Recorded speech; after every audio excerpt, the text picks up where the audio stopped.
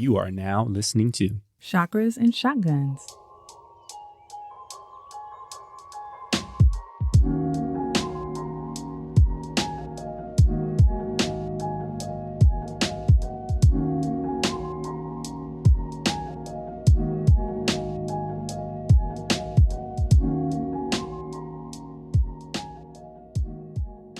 Welcome back to Chakras and Shotguns. This is episode 46. I'm Mick. And I'm Jen. Welcome back. How are you? What's going on? I'm good. I'm in a good place right now. Things are going really well with my business around Reiki and healing and coaching. It's called the Inner Victory. For those that don't know, I did a photo shoot a little while ago. Got some pictures back. Pose. It looked dope. Pose. Had some really good sessions over the weekend. Yeah. And I've talked before about how in human design, I am a profile 3-5. And that line 3 is all about kind of being this mad scientist, right? Tinkering with things, trying things out, seeing what works, what doesn't work. And I feel like I've brought that energy into Reiki, and I've been trying some different things out, finding some really cool things that have been working well for the folks I've been treating. I have one guy who I've treated a few different times, and we were laughing because I feel like, I think he's had like 4 sessions with me, and they've all been different because I'm just like trying out different tools and like different ways of applying the treatment and going about the, I guess, sequencing of the treatment a little bit differently, just trying to figure out what works best. So yeah, I'm finding my groove and really enjoying it. That's interesting that you said that, and this kind of came up at the tail end of the numerology episode, was that, you know, these are tools, but it's been interesting as we incorporate all of these like different things. Like you might be looking at it from one lens and then you throw human design on it because you were doing a lot of trial and error, and I didn't even think about your profile being a 3-5, and then it's like, oh well, of course he's doing that, you know, and just kind of getting a more holistic view of yourself is very interessante. Yeah. So guys, if you're interested in a Reiki treatment session, or if you want to train in how to perform Reiki, check out my site, theinnervictory.com. Very nice. Let's see, what else? Oh, I sold my flip house. Yes. So that was very exciting. Big celebration in the household. Yes. Hopefully it's one of many. This is very exciting for me. Creative project. It will be one of many, I'm sure. Excuse me. Which is also an interesting conversation in and of itself, because I think like women from the South, we're told to have like a certain amount of humility, and like it's like polite to like not be in your bag. A little bit, but it will be one of many. It has to be. Like, this is what I want to do now. So, yeah. On to the next one. On to the... Swiss beats. Sorry, never mind. My wife has a very irrational hatred of Swiss beats. I don't hate anyone. I'm of love and light. But every time I hear Showtime, I just, it grates on my nerves. It grates on my nerves. I need to find that video where he was doing like a DJ contest or whatever, and he was doing something. Busta Rhymes was there. This was fairly recent. Yeah. And he was doing some weird stuff, and the song sounded awful. And Busta Rhymes was trying to like rock to the beat with it, but he was just like, "This is awful." I don't know why. He's like, Showtime. I don't. It irks my nerves. Hey, I have my own idiosyncrasies when it comes to different personalities, celebrities, musical acts. So, you know, his beats are chaotic. They're absolute chaos. So I am a big fan of the Rough Riders anthem days, and Swizz was a big part of that. So I don't have that same energy towards him. But anyway, do you want to do a little breath work? You know what? That's a good segue to the breath work, actually, because we're in spring. We're firmly in spring now. We're very close to summer. Like, summer is around the corner. Like, what is a season? Because it's almost gone. Summer solstice is maybe a little bit over a month. Yeah, June 21st is a little bit over a month from now. And so spring is almost done, which I can't even believe. But I felt like winter, even though we were busy, well, Mick and I don't really like the cold, so we don't go outside when it's cold. We don't take the girls outside. We're not bundling them up. So it was more rest, and we were eating breads, making bread, eating soups, getting all fat and sassy. And spring started this like quickening of energy. You're trying to clean stuff out. Summer, you're trying to be out and about, trying to get summertime fine. Although I did see a tweet that said, if you just started deciding whether or not you're going to work on your summer body, you should have been doing that 3 months ago. So there's that. But that's neither here nor there. I feel like, as it warms up and people are trying to get out more, you start feeling this desire, pull, obligation to get out and do a lot more things. And maybe you're not taking care of yourself because you're not really in a time where you might be more gentle and soothing to yourself, right? It's nice to take a warm bubble bath and having like a big mug of tea when it's 20 degrees outside. But you're on the move. You got to go. You got to do stuff. And so I wanted this breath work to just be like a little moment of respite, self-care for our ears and our bodies. So let's get into it. As always, we're going to start with 3 cleansing breaths. Let's inhale in through your nose, expanding your belly. And exhale, sighing that breath out of your mouth. Let's do that one more time. Inhale in through your nose, sitting up a little straighter. If you're laying down, maybe relaxing a little bit further as you exhale out through your mouth. Last breath. Inhale in through your nose, noticing where you're tense. Are your hands clenched? Is your jaw tight? Are your shoulders up by your ears? And as we exhale this last breath out through the nose, releasing any of that lingering tension.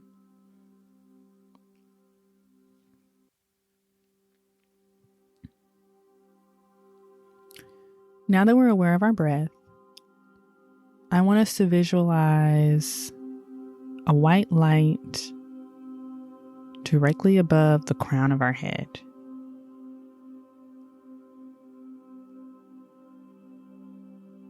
And when we think about this white light, we want to think about it as being purifying, healing, nurturing white light. And that ball of white light, we're going to expand and let that white light come down until it's completely surrounding your entire body. If you were to look at your arm or your legs, you would see that you're glowing with this white light. Maybe envision yourself being held by this white light, that it's warm and it's comforting, that it's energizing. Whatever it is that you need in this moment,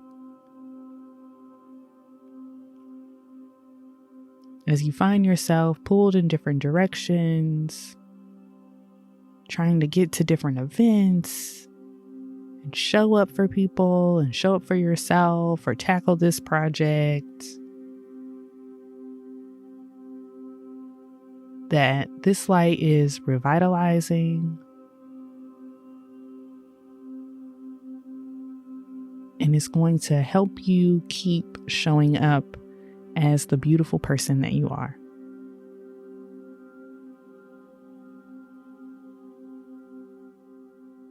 Show gratitude for this energy, this body that you have, that your mind can nimbly move from one thing to the next.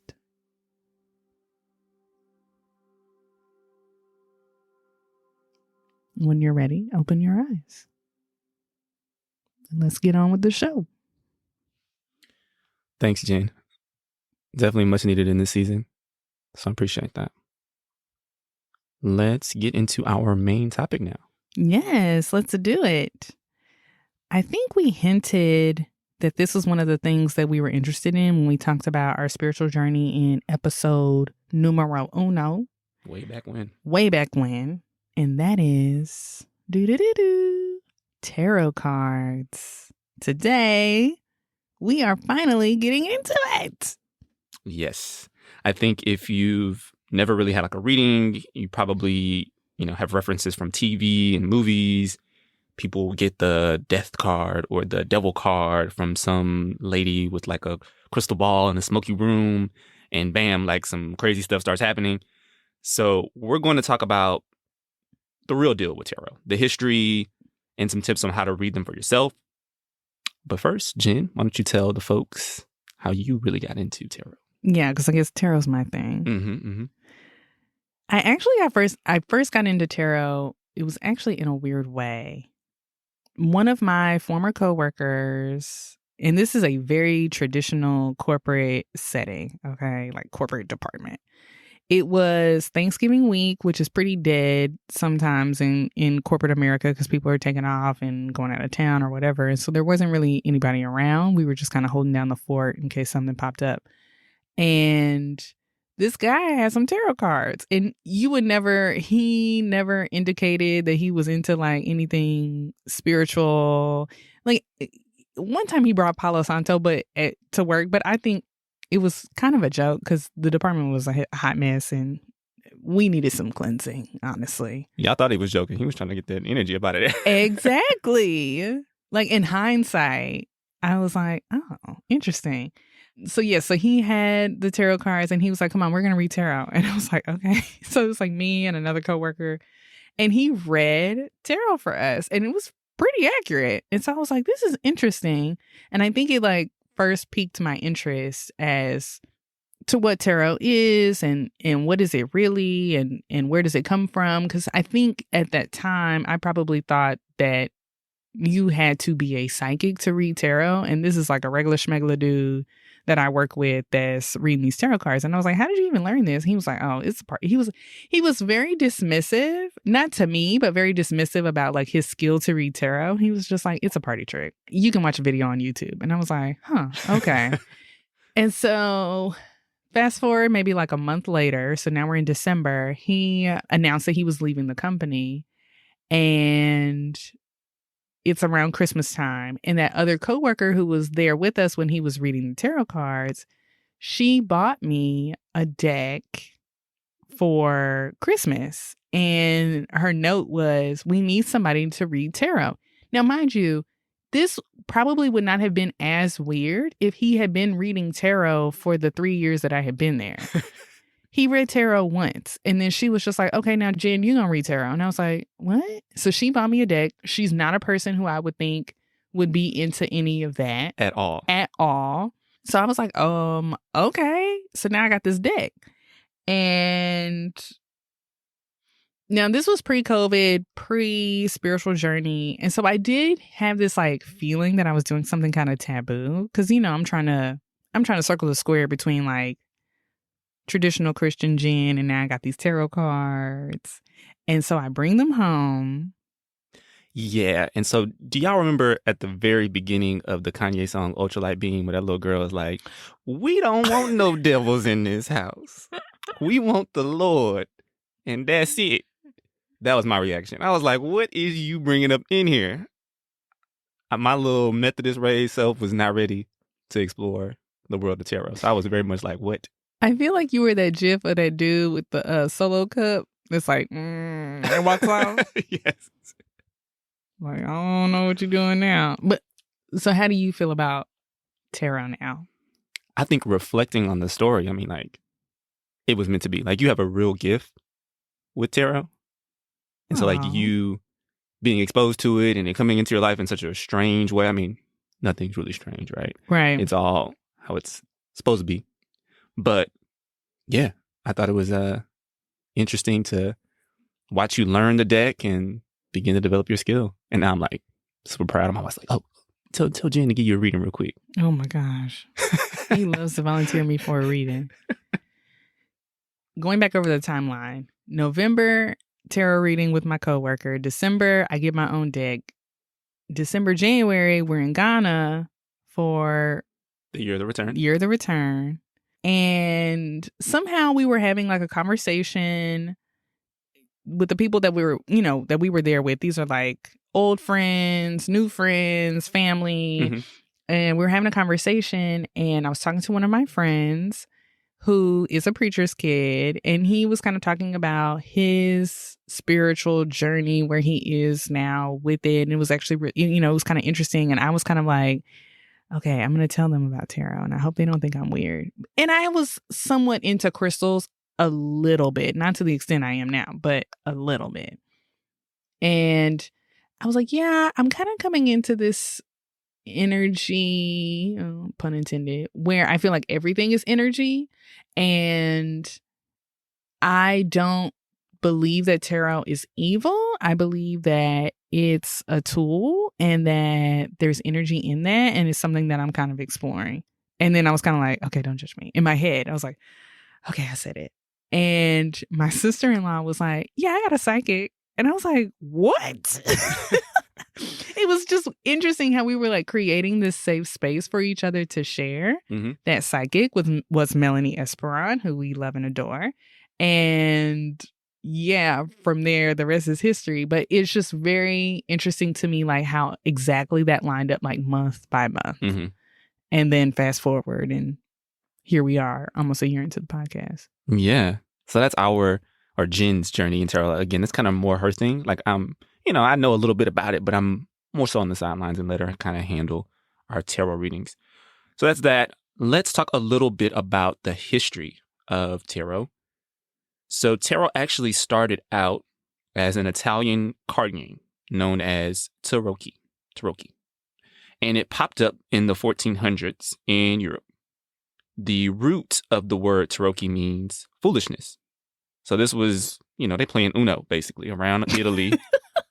It's in Portugal, it's in Spain, France, and Germany. And so it's happening, they doing the thing at the party, playing Uno, Go Fish, whatever you want to call it, for about 200 years before we see the first evidence of tarot being used as a divination tool. In 1789, the first tarot deck for supernatural / mystical / occult purposes was developed by a French occultist named Attea. He believed that the tarot's true origin was not Uno, was not this card game, but was actually from the Book of Thoth, Thoth, Thoth, which is a collection of ancient Egyptian texts believed to be written by Thoth, the Egyptian god of writing and knowledge. Of course, this hasn't been substantiated because, basically we would have had to have on video Thoth being like, here my book. You know what I mean? Yeah. It's kind of hard to substantiate that it came from an Egyptian god. Yeah. In the 3D check your sources type sense. Yeah. But I like believing that once again, something esoteric came out of where? Africa. Yes. So the Book of Thoth itself is really interesting. Thoth is believed to have written over 36,000 books, and there were 42 of these thought to have held the entire philosophy of the Egyptians. Now, some say that those 42 books were written by Hermes, and some say Hermes and Thoth were one and the same. This is interesting because back in college, I took this class. It was one of those easy A classes, and everybody called it Mummies for Dummies. It was... I love those names, like Rocks for Jocks for exactly. Geology. So Mummies for Dummies basically was the history of ancient Egypt. And I don't remember a whole ton. That's disrespectful now. I know, right? That's what they called it back then. So anyway, I don't remember a ton from the class, but I do remember later in the history of Egypt, you have Alexander the Great. He comes in, founds Alexandria. He kind of takes over Egypt. he puts in these Greek, I say with quotation marks, pharaohs, because they weren't really pharaohs. They were just basically Greeks that they put in as the ruler, gave him the title pharaoh. Mm-hmm. And when that happened, they basically brought with them the Greek mythology and religion with them.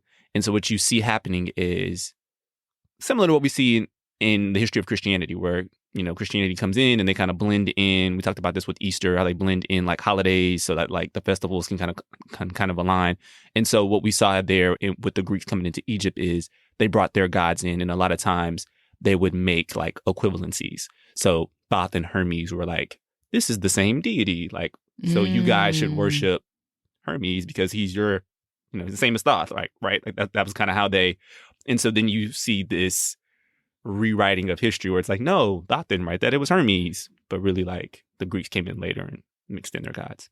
Then kind of makes me think of, y'all know my TikTok algorithm is real weird, okay? So that makes me think of like videos. I don't know if it was particularly one or the other, but there are biblical scholars who acknowledge that the way that Christians necessarily view God being like monotheistic or 3 in 1 might not be like completely the whole story. Mm-hmm. And these are like for real deal biblical scholars. Yeah. That there might be one higher God, and then underneath that there were several others. That higher God even had a wife. And it's something that like we don't talk about. It's not in the Bible. They sweep that under the rug real quick. Yeah. And that wife, Asherah, you can look her up, Asherah, they kind of like moved her to the side. And she was like I don't know if she was considered a goddess. I know she was the consort, but basically her dominion was creation. And so whenever we're talking about Mother Nature, that's really supposed to be Asherah. And so there is a school of thought that this higher God had many, many, many, many children, and he gave each of, I don't know if you say he, I don't even know if you say he, that might be kind of limiting. You know how we feel about that. This higher God gave each of the children their own territory, so to speak, in the world. And that's how we see these different religions that are, you know, geographical, really, right? Like Hindu has its kind of region, and the Middle East has its gods and whatnot. So it's very interesting, this whole conversation about Hermes and Thoth and how we think through things, and do we go with the Greek or the Roman or the Egyptian? Or Mick and I were actually having a conversation about if you're supposed to follow the spirituality and the deities from your homeland, and then if you're an African descendant of slaves, where is that? Also, you know, African descendant of slaves who have ever run their Ancestry.com report, where is that? Yeah. You rocking with the Celtics? Yeah. Because you might have a sprinkle. Yeah. You going down, you gonna do Ephi now? Are you like with the Orishas in Africa? Are you hanging out? You know, everybody say they're a little bit Indian or indigenous. Yeah. You going to the indigenous, the Native American deities? Where are you supposed to connect? Yeah. I think it's also a very interesting conversation. Yeah. All right, so let's talk a bit more about divination, right? That's what tarot is predominantly used for today. The straight up definition of divination is the practice of seeking knowledge of the future or the unknown by supernatural means. Now, supernatural means sounds like it's something from Marvel, superpowers, whatever. But remember, we all have psychic abilities. We talked about that before when we covered the clairs. We just have to tap into them. So really, divination is about using your intuition to tap into the wisdom of your spirit guides or your higher self. We haven't done a lot of talking about spirit guides or your highest self. So let's get into it. We might have teased it a little bit in the Melanie episode, or maybe here and there with like the clairs, but your spirit guides, those can include your ancestors, guardian angels, those are real, deities, and others. I think deities sometimes can be hard for people who were brought up in a traditional monotheistic religion. And monotheistic, I said that before, but meaning like one God. For Christianity, it's, the 3-in-1, the Holy Trinity. And expanding your mind to think that a goddess could be your spirit guide, or another deity, or that like guardian angels are really real. Because I think like we think of guardian angels as very biblical, but I don't think a lot of, I'll say, growing up, Black people weren't really talking about guardian angels like that. Like nobody was talking about like Archangel Michael like that. Yes and no. I think if you grew up, I know some folks who grew up in like the Catholic tradition, and there's a lot of mention of angels there. We would reference angels in our Methodist church, but they were never mentioned by name. So like I remember, for example, in the story of when the Israelites were in Egypt and Moses instructed them to put blood from a lamb on the door, and that the angel of the Lord would come through that night and take the firstborn son of everyone in Egypt. Remember this? So that was actually Archangel Uriel, but it was just mentioned as the angel of the Lord, I think. But in other kind of parts of the Bible that aren't necessarily in the canon that we typically read, they mention him by name.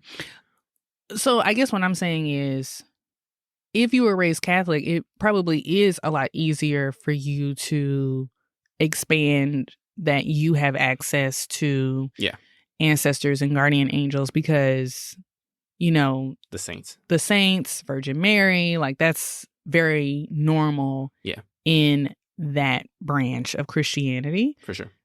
To your second point, when I think we're saying the same thing, is that it's something that you read about in the Bible. It wasn't like, oh no, my homie Michael was like talking to me and he's watching out for me. Like that wasn't really something that like Black people talked about. For sure. I think we kind of thought about angels as like, that's something that happened then. And now they're just like the choir. Like they like guys, backup singers. Like that's how it always kind of felt to me. Got it. It's like they up there and being like, hallelujah, Shabbat. Yeah. Like that's it. Yeah. But they're powerful beings. Yeah. And if you question that, it's kind of like you can't have it both ways. Like they were very powerful beings in the text, like in the Bible. And so then like what? It stopped when we got iPads? Like that's not how that works. So there's that. I hope I'm not being, Archangel Michael, don't be mad at me. I hope I'm not being flippant, but I'm just trying to like. No, I hear you. I think there is a book that I've been reading that is super long and I have not gotten halfway through it yet, but it talks about these things and how like during the writing and the time frame of the Bible, there was a lot of supernatural things, and it was very common to the people who were alive at that time to experience these things. And we have gotten away from that, and we don't read the Bible in the same way. So it's called The Unseen Realm, I think is the name of the book. I'll link it in the show notes if anyone's interested. We've talked about this before, and I think there's something about, and maybe this is how I interacted with biblical teaching, but there is something about it that's like, this person was special. You're not special, girl, because you're not in the Bible. So Mary was special. The angel came through. He told her that she was going to have a baby. Like, she's special. And so nobody ever really made it seem like we had access like that. Yeah. Like there's no more special people because the Bible's done. Right. Yeah. And like the angel ain't gonna come talk to me. I gotta read about the angel talking to old girl 2,000 years ago. So anyways, I think we talked about that in the Claire episode about just like receiving messages from the divine. Moving on to your higher self. So your higher self, think of this as like your best self. Like this is the part of yourself that knows exactly how your life is going to unfold, what you should do, what you shouldn't do. They have your best interest at heart because it's you. And like they have all of the wisdom from all of the mistakes that you're probably already going to make. And they know exactly how it's going to unfold. Mm-hmm. So if you're consulting with your higher self, they're going to be like, girl, don't take that job. Yeah, we talked about this on one segment where we talked about Dave, the show Dave, and how he goes and sees his higher self when he goes on that, I guess it was like a retreat, or he just went over to Rick Rubin's house and went into that like sensory deprivation pool. Mm-hmm. I want to try that. Yeah. But I'd have to plan my whole day around and wash my hair. Who gonna watch my kids? Who gonna watch my kids? through my wash day. That episode was really interesting because he was having writer's block and his higher self was like, I got all the raps for you and they're fire. Yeah. So it's just like, you just got to get over it. Or sometimes I'll see on Twitter, what would you tell your 20-year-old self? Yeah. Which is like, there's so many things that I would tell her. Yeah.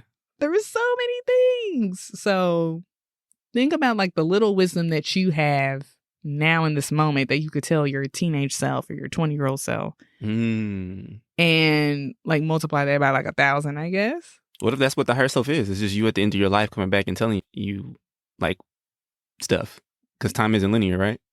Look, we have to have a whole conversation about time before we can. I thought we were bringing people in slowly. Sorry. It just kind of hit me like a light bulb. Did it? Yeah. And now we're here. One thing I did want to say about divination, if there are listeners out there that are still like on the fence about like, I don't know how I'm going to feel about this. Divination is everywhere, okay? Everywhere. I was watching TikTok and this woman is on the like, she's like talking about angel numbers and like kind of some witchy things like, you know, the first time you sweep your new house, sweep something in for good luck, stuff like that. But she talked about bibliomancy, where you just open up the Bible somewhere random, you point, and that's the message that you need today from the divine, from God, from source. My mother has done this all of my life. And if I told her that she was doing divination, she would be like, no. As for me and my house, we serve the Lord. I don't know what that is. But that was like something very common in my household. Yeah. It's something she told me to do. Like if you're ever feeling lost, if you ever need an answer to a question, just open the Bible and God will have a message for you. That's divination. I think there's things that we do that we have not defined that are normal, that we've decided are not other or not evil or secular of the world. But we're doing the exact same stuff, just using different tools. I just think about when I was like 11, 12, sitting in church, bored. I would just grab the Bible from the back of the pew, you know, and I would be doing that. So the whole time I was just divining while the pastor was talking. So getting back to tarot, I think some people view tarot as a divination tool that they can use to tell the future. There's also a deeper element of tarot that can help you, just get guidance on how to make the best decisions to move forward. Whether that's leaving a relationship behind or having the courage to take a new job, it's giving you what you need for the best outcome. It's not like go play these numbers in the lotto so you can win. But if anybody wants to give me some lotto numbers, I'll take them. And sometimes divination is telling you what you already know, but you needed confirmation. And that can mean like what you're not ready to accept. It can also mean, so sometimes if I feel like I have, like my claircognizance is like picking up on something, like I just know something, I might use tarot or another divination tool to be like, was I reading that right? Like, was I getting that information right? Did I just kind of make that up? And seeing like what comes out of that. So that's another aspect of divination and getting readings that people don't really talk about, is that you already felt that nudge. You already knew you needed to quit that job, but sometimes you need someone else to verify. Yes. So what is in a standard tarot deck? There are 78 cards. They are divided into two sections. So you have the major arcana and the minor arcana. 22 cards make up the major arcana, and these represent big life lessons, major events, and themes. If you place them in order, they go from 0 to 21. And 0 is the Fool, and 21 is the World. And so as you move from the Fool to the World, they tell a symbolic story that is called the Fool's Journey. Along the way, the Fool meets teachers and guides before ultimately reaching enlightenment. The remaining 56 cards make up the minor arcana. These equate to day-to-day events. They also bring in detail and context when spread in with a major arcana card. They're split into 4 suits: cups, pentacles, swords, and wands. So I get this deck and I'm like, student Jen. I'm going to learn. I'm going to buy a book. I'm going to watch a video. And then I realized there were 78 cards. And I was like, wait a minute. How does anybody keep all of this straight? How do they look at these cards and just glean what they mean? So one handy technique that I did learn is that the suits of the minor arcana each represent an element and a particular area of life. So starting with cups, it's the element of water. It's all about love and relationships. Think feelings and emotions. Pentacles, the element of earth, all about the tangible. Health, finances, career. Swords, the element of air. That one's all about thoughts, words, action. Think communication, making decisions. And finally, wands, the element of fire, energy, motivation, passion. There's also something that's also very interesting about tying in the elements to the cards this way. Of course, it immediately makes me think of astrology. Mm-hmm. Also thinking about the signs and how they exhibit these same types of characteristics, like water signs are, love and relationships. You're thinking flow, emotions, fire signs, all that passionate energy. So it all, again, tools that are interconnected with each other and like the foundations of what makes up Earth in this existence. Yeah. So moving on to just talk a little bit about the minor arcana. Each suit within the minor arcana has 14 cards. These are numbered 1 to 10, and then the 4 court cards. And these are the page, the knight, the queen, and the king. For cards 1 through 10, you can use numerology, which we just talked about a couple episodes ago. You can use numerology to help discern the meaning for the cards. So let's run through the numbers in the context of tarot. So the number 1 is all about new beginnings, opportunity, and potential. The number 2 is all about balance, partnerships, duality. The number 3 is about creativity, groups, and growth. The number 4 is all about structure, stability, and manifestation. 5 is about change, instability, and conflict. Number 6, communication, cooperation, harmony. 7, reflection, assessment, knowledge. 8, mastery, action, accomplishment. 9, fruition, attainment, and fulfillment. And 10, which doesn't follow the traditional rules of numerology because that would have collapsed down. But number 10 in the context of tarot is the completion of a cycle, end or renewal. So let's go through an example. In practice, let's say you got the 9 of Pentacles. Remember, Pentacles can be about career and finances. Together with the numerology of fruition, you may interpret that you're going to reach that career goal that you've been working towards. Or you get the 1 of Cups. That may mean a new love is coming, a new relationship, because 1 is all about new beginnings, and Cups is about love and partnership.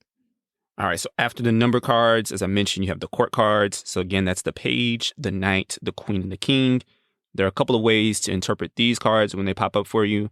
They can represent a person, whether that's the personality of the card, or some may link it to the sign. For instance, a King of Wands may signal to a reader someone that's a fire sign with masculine energy. You can also interpret the court cards for their personality, and those traits may be what you need to tackle, whatever you're facing in life. So pages are the youngest of the court cards and represent newness. They can represent young people or children in your life. It can also represent literal news or messages. Knights represent decision-making, no matter how rash. A knight may just rush in on their horse, taking action and asking questions later.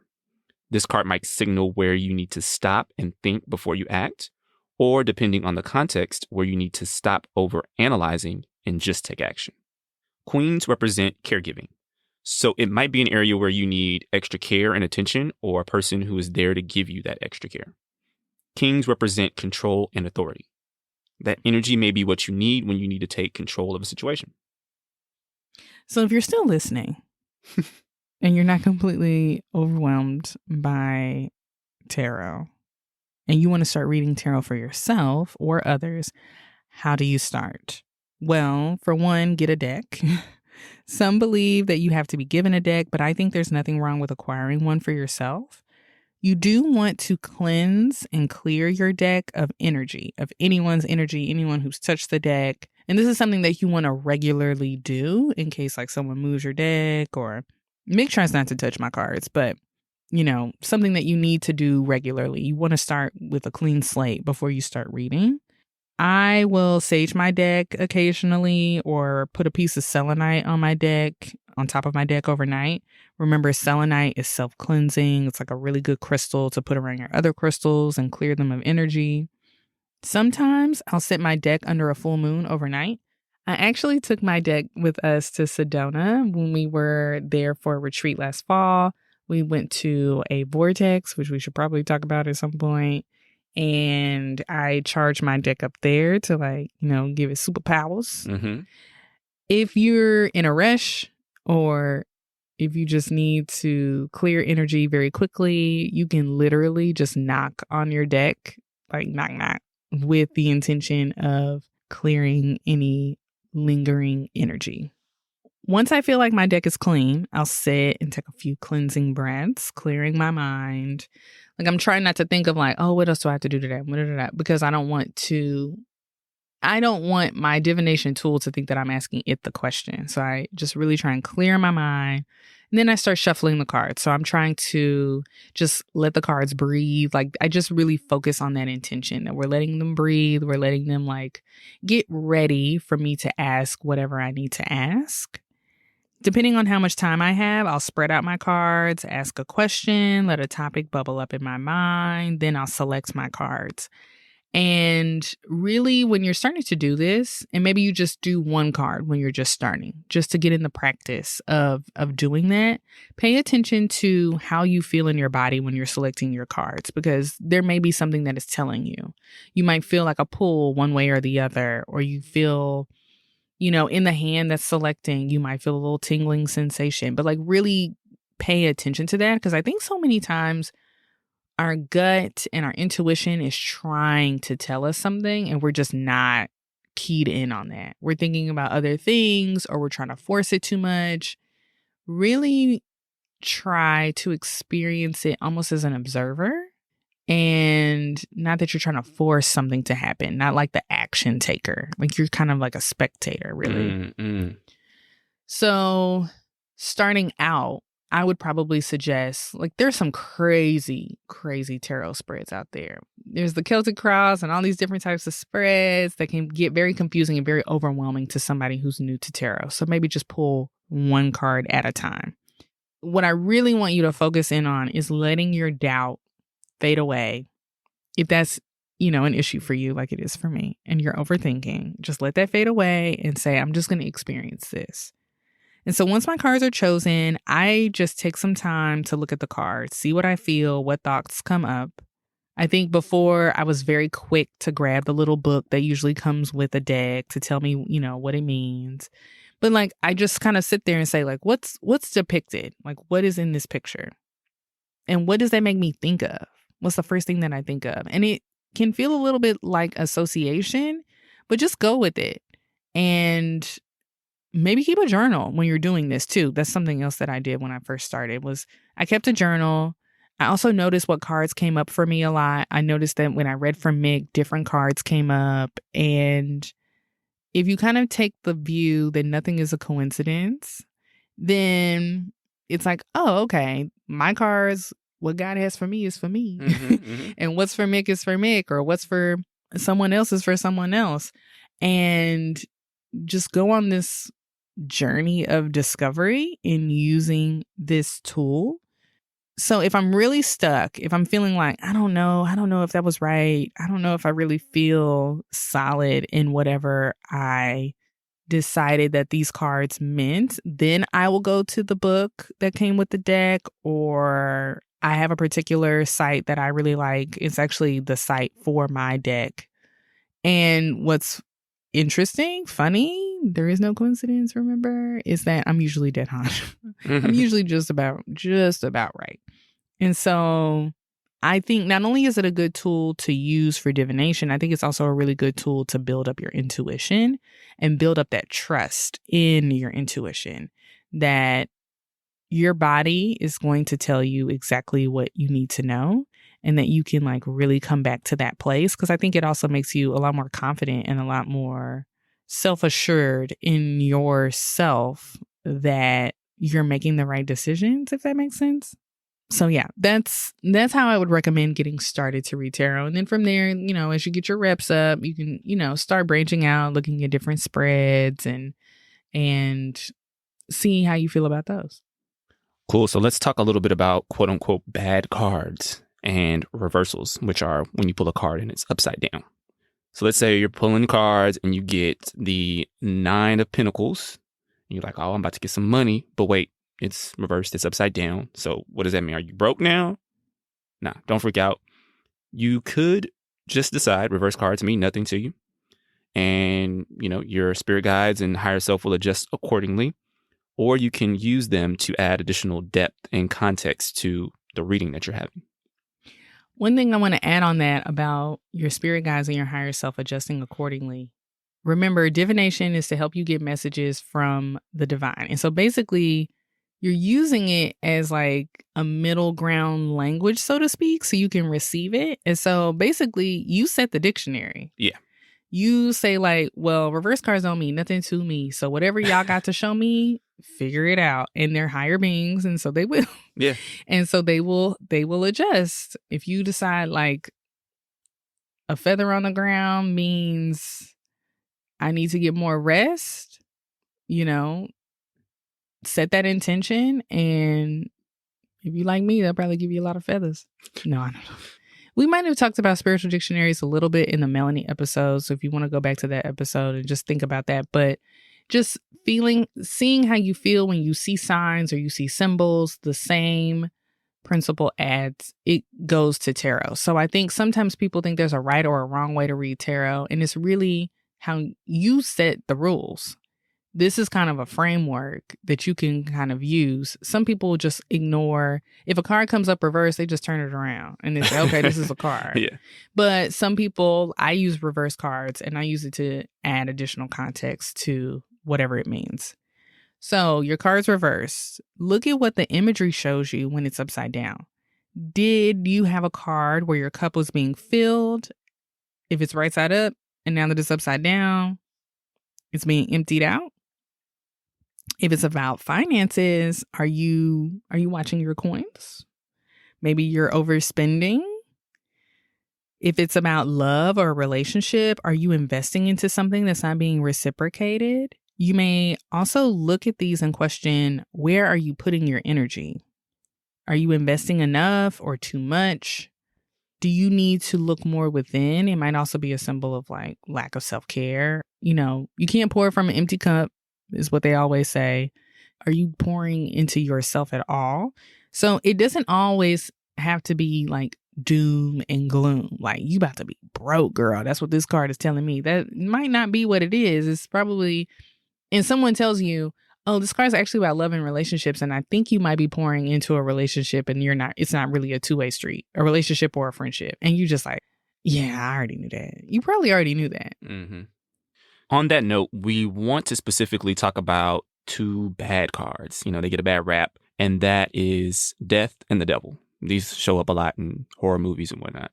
So death in actuality can be really beautiful when you see it in a reading. It can mean that you're stripping the things that are no longer serving you. It can be sudden and unexpected change where you feel that you have no control. Now, that can be scary and painful, but it can also be necessary to usher in new life and renewal and opportunity. They always talk about in manifestation how you have to let go of old to welcome in and manifest the new. So seeing death could be part of that process for you. In reverse, the death card still means that you're on the brink of transformation, but maybe you're resisting it or you're trying to go through it privately. Again, try to let go of control and see what waits for you on the other side. Would it be toxic positivity to say that the death card is the embodiment of everything happens for a reason?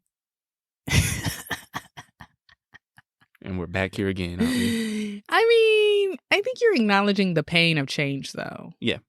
So you're not smoothing over that. Yeah.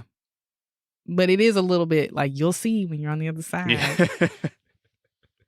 Moving on to the devil card. Dum, dum, dum. I think that's also a reason why tarot itself gets the bad rap. Because it's like, what kind of holy divination tool is this with the devil in it? Mm-hmm. I don't want that in my house. I think this one makes people think demons are coming after them, but it's actually a representation of your shadow self. So are you struggling with vices like addiction? Make sure that you're not putting short-term gratification as a priority over your long-term well-being. It can also mean expressing your sexuality, but, you know, we don't kink shame.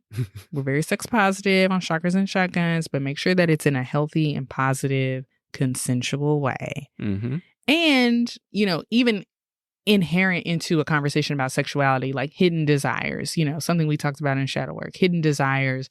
Your sexuality might also be something that you're hiding, feeling guilt and shame around that. So that's something for you to unpack on your own time.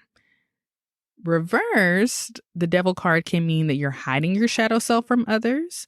Maybe you need to do some shadow work before you get to the next level in life. Maybe you're in the thick of your shadow work, and this card encourages you to be vulnerable with someone that you trust. All right. So we wanted to leave off with some of the cool decks that we've seen out there. You know, the traditional Rider-Waite tarot deck that you see, it's, you know, lacking in diversity a little bit. You know, we like to be very diverse when it comes to our perspective on spirituality and want to make sure everyone's represented. So there are some really cool art that's been done for people of color and some non-binary depictions in the artwork on some of these decks. So we just wanted to highlight a couple of those. Yeah. And on the non-binary piece, you know, in the court cards, you'll see like king and queen is for like masculine, feminine energy. You'll see in the major arcana, like the emperor and the empress and the high priestess. Mm-hmm. Like you'll see male and female depicted in certain things. And so some of the non-binary decks are really cool because it kind of takes you out of that. And it doesn't necessarily mean like a man or a woman. Maybe it's also challenging us to think about how we think about masculine and feminine energy and what that really means. Mm-hmm. So that's just an aside. My very first deck was Everyday Tarot. It's done in purple and gold. So it's colorblind, kind of. I mean, like, you don't really see features. I like it because I don't really feel like I'm using like the white man's tool. Like, you know what I mean? Like, there's a book I'm supposed to read, and this is like another mention of it, but Know Thyself is a book that Mick has been asking me to read for 2 years. And it's just about how we take in information spiritually and what it looks like. If it doesn't look like me, can that breed self-hate? Mm-hmm. And is that perpetuating racism, patriarchy, et cetera, et cetera? But I digress. Mick also found me a really cool Afro-Brazilian deck. However, love you, babe. It came with Russian on it. I don't know what Afro-Brazilians in Russia needed a tarot deck, but there was a market for that, I guess. And so, and some of the depictions were different from what I had gotten used to seeing. And so I think I need to just spend more time with it. So I haven't really used it a lot. Yeah, I also found a deck when I was out shopping. It's called the Melanated Tarot. So they basically describe it as the traditional Rider-Waite deck, but the depictions are Black people. So give that a shot. I've also seen Modern Witch Tarot on Amazon, and that one looks pretty cool. One thing that I would suggest is that whenever you do get a new deck, spend time with it. Put the cards in order, you know, the whole fool's journey, kind of walk yourself through the journey, like looking at the cards, look through each card in each suit in order, get to know like those depictions and how they make you feel and what they're trying to tell you, because that makes it easier when you're actually working with the cards. And I think that's one big miss that I did on that deck that Mick bought me, is that I never really like sat down with it and did that exercise, but I had done it with my cards that I got earlier. So yeah, that's the tarot, the evolution from this card game and them calling it foolish. And I think that the branding of tarot is that if you do want to learn it, it's hard and and it's a lot of cards. But just remember that it's just another tool. Like, I had a reading not that long ago, and the woman was using tarot cards. She was using playing cards too, like regular playing cards, and that's how she divined messages. I Ching is throwing sticks. Like, sometimes you can use coins, but it's just like using different things to discern something is basically the foundation of what that is. Yeah, just to build on that, there's also cards out there called oracle cards that you'll see on the market. Mm-hmm. And I really like those. I've actually been given a couple of decks as gifts. So I have like an angel card oracle deck. I have an earth warrior oracle deck. And then the most recent one that I was given is around like different deities and gods and goddesses. And so it doesn't require as much knowledge and like understanding of like, you know, major and minor arcana or anything like that. Like, it's literally just like pictures of different angels, and the book that comes with it, it has like, you know, some interpretations that you can use. I was instructed to just kind of throw the book away and focus on what your intuition is telling you when you pull a specific card and what the artwork is communicating with you. And again, kind of using your own spiritual dictionary to kind of, you know, interpret those messages. So those are the cards I've mostly been focused on, while Jen's been more focused on the tarot. So if tarot's too complicated for you, if you don't want to like spend the time to like really, you know, learn what different things mean, you can pick up an oracle card deck as well. So I like the angel card decks because they just tell you what it means on the card. And you can, you know, look at the picture and see what else you feel, but you ain't got to look at that. It's very easy. If maybe you don't want to read tarot, but you're interested in getting a reading, I would definitely recommend checking out Clubhouse because people give readings on there all the time. I will drop one or two of the clubs that I used to pop into from time to time. And usually they'll take like a love offering. You know, you can cash app them like $5, $10, whatever's on your heart. And they will do a reading for you on Clubhouse, like easy peasy. To build on that, there's even rooms where if you want to read for other people, it's like a practice room. Like, you know, you just go in there if you're new to like doing tarot readings and you want to get better at it. Like, people will just pop in and you can just try it out, you know, see if what you're getting is similar to what other folks are getting and kind of see what resonates with folks. So is that a message for me? Do I need to get in them rooms? I mean, you can take it as a message. What does your spiritual dictionary say? My spiritual dictionary says it's time to wrap up the episode. All right. So as always, guys, if you have a question for us, please email us at chakrasandshotguns@gmail.com. You can also find us on Instagram, YouTube, Facebook, all that good stuff. TikTok as well. If you'd like to join our Chakras and Shotguns community, you can support us on Patreon. We really appreciate all our patrons, you know, helping us to pay the podcast bills. And finally, if you're loving the show, please subscribe and give us 5 stars wherever you listen. Namaste.